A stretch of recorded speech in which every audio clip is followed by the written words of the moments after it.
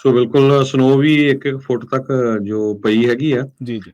Southern California ਦੇ ਵਿੱਚ ਵੀ ਕਾਫੀ flooding ਹੋਈ ਹੈਗੀ ਆ। ਉੱਥੇ ਟੂਸਨ ਏਰੀਆ ਜੋ ਹੈਗਾ, ਜੀ, ਟਸਟਨ ਏਰੀਆ ਸੌਰੀ, ਹਾਂਜੀ, ਉੱਥੋਂ ਵੀ ਲੋਕਾਂ ਨੂੰ ਜਿਨ੍ਹਾਂ ਦੀਆਂ ਕਾਰਾਂ ਫਸ ਗਈਆਂ ਸੀਗੀਆਂ ਪਾਣੀ 'ਚ, ਉਹ ਤੋਂ ਬਾਹਰ ਫਾਇਰ ਵਾਲਿਆਂ ਨੇ ਕੱਢਿਆ। ਇੱਕ ਕਾਰ ਦੇ ਉੱਪਰ ਬੰਦਾ ਬੈਠਾ ਸੀ, ਉਸ ਨੂੰ ਹੈਲੀਕਾਪਟਰ ਦੇ ਨਾਲ ਜਿਹੜਾ ਆ ਬਾਹਰ ਕੱਢਿਆ ਗਿਆ ਹੈਗਾ। ਸੋ ਓਵਰਆਲ ਹੈਵੀ ਸਨੋ ਹਾਈਵੇ 80 ਤੇ ਹੋਈ ਹੈਗੀ ਆ, ਜੋ ਨਵਾਡਾ ਵਾਲੀ ਸਾਈਡ ਦੇ ਉੱਤੇ ਹੈਗੀ ਆ, ਜੀ, ਤੇ ਬਾਕੀ ਸਾਰੇ ਪਾਸੇ ਜਿਹੜਾ ਮੀਂਹ ਬਹੁਤ ਜ਼ਿਆਦਾ ਪਿਆ ਹੈਗਾ। ਸੋ ਆਉਣ ਵਾਲਾ ਐਟਮੋਸਫੈਰਿਕ ਰਿਵਰ ਜੋ ਆ, ਦੂਜਾ ਜਿਹੜਾ ਸੈਕਿੰਡ ਆ ਰਿਹਾ ਹੈਗਾ, ਉਹ ਇੰਨਾ ਡੈਡਲੀ ਨਹੀਂ ਹੋਊਗਾ ਜਿਸ ਤਰ੍ਹਾਂ ਮੈਂ ਪਹਿਲਾਂ ਦੱਸਿਆ, ਪਰ ਮੀਂਹ ਜ਼ਰੂਰ ਪਊਗਾ।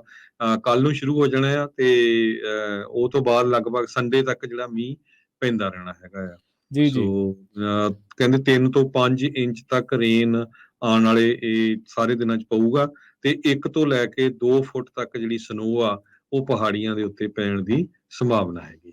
ਜੀ, ਬਿਲਕੁਲ। ਤੇ ਜਿਹੜੇ ਵੀ ਸਾਡੇ ਦਰਸ਼ਕ ਜਾਂ ਤੁਹਾਡੇ ਨੇੜਲੇ ਸੈਕਰਾਮੈਂਟੋ ਖਾਸ ਕਰਕੇ ਹੋਰਨਾਂ ਇਲਾਕਿਆਂ ਦੇ ਵਿੱਚ ਟਰੈਵਲ ਕਰਨ ਜਾ ਰਹੇ ਆ, ਤੇ ਉਹ ਪਲੀਜ਼ ਇਹਨਾਂ ਵੈਦਰ ਅਪਡੇਟਸ ਦੇ ਨਾਲ ਜ਼ਰੂਰ ਇੱਕ ਵਾਰੀ ਜਿਹੜੀ ਜਾਣਕਾਰੀ ਇਹਨਾਂ ਤੋਂ ਹਾਸਲ ਕਰ ਲੈਣ। ਪੰਜਾਬੀ ਰੇਡੀਓ USA ਦੇ ਜਿਹੜੇ ਆ ਪ੍ਰੋਗਰਾਮ ਨੇ, ਇਹਨਾਂ ਨੂੰ ਜ਼ਰੂਰ ਉਹਨਾਂ ਤੱਕ ਸਾਂਝਾ ਕਰ ਦਿਓ, ਕਿਉਂਕਿ ਇਹ ਵੀ ਚੇਤਾਵਨੀਆਂ ਜਾਰੀ ਕੀਤੀਆਂ ਜਾ ਰਹੀਆਂ ਨੇ ਕਿ ਜੇਕਰ ਤੁਸੀਂ ਕਈ ਖਾਸ ਕਾਉਂਟੀਜ਼ ਇਹੋ ਜਿਹੀਆਂ ਨੇ, ਕਈ ਖਾਸ ਇਲਾਕੇ ਜਿੱਥੇ ਤੁਹਾਨੂੰ ਵਰਜਿਆ ਜਾ ਰਿਹਾ, ਜਿਵੇਂ ਹਾਈਵੇ 99 ਬੰਦ ਆ, ਕਲੋਜ਼ ਆ, ਤਾਂ ਇਸੇ ਤਰ੍ਹਾਂ ਹੋਰ ਵੀ ਕਈ ਕੈਲੀਫੋਰਨੀਆ ਦੇ ਹਿੱਸਿਆਂ ਦੇ ਵਿੱਚ ਜਿੱਥੇ ਤੁਸੀਂ ਟਰੈਵਲ ਨਹੀਂ ਕਰ ਸਕਦੇ।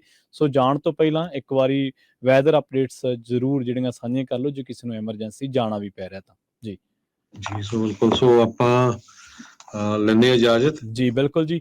ਸੋ ਜਾਂਦੇ ਜਾਂਦੇ ਇੱਕ ਹਰਜੋਤ ਸਿੰਘ ਖਾਲਸਾ ਜੀ, ਇੱਕ ਕੱਲ ਰਾਤ ਇੱਕ ਅਲਰਟ ਕਾਫੀ ਜਾਰੀ ਹੋਇਆ ਸੀ ਫਰੈਜ਼ਨੋ ਕਾਉਂਟੀ ਦੇ ਵਿੱਚ, ਉਸ ਬਾਬਤ ਜਾਣਕਾਰੀ ਦਿੰਦੇ ਚਲੇ ਗਏ।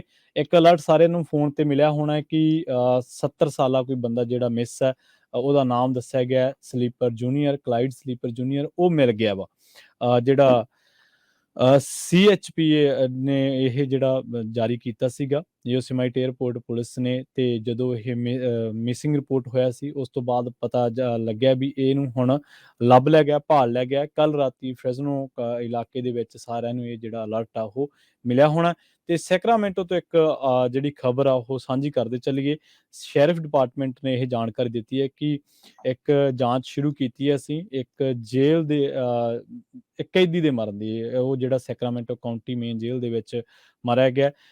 ਇਹ ਦੱਸਿਆ ਜਾ ਰਿਹਾ ਕਿ ਇਹ ਅੱਜ ਦੀ ਕੋਈ ਖਬਰ ਹੈ, ਅੱਜ ਹੀ ਜਦੋਂ ਅਥਾਰਟੀਜ਼ ਨੂੰ ਪਤਾ ਲੱਗਿਆ, ਤੇ ਇਹਦੀ ਜਿਹੜੀ ਪਛਾਣ ਆ ਫਿਲਹਾਲ ਨਹੀਂ ਦੱਸੀ ਗਈ। ਇਹਨਾਂ ਜ਼ਰੂਰ ਦੱਸਿਆ ਗਿਆ ਕਿ 35 ਸਾਲਾ ਇਹ ਬੰਦਾ, ਤੇ ਇਹ ਫਲੋਰ ਤੇ ਮਰਿਆ ਹੋਇਆ ਮਿਲਿਆ ਸੀਗਾ।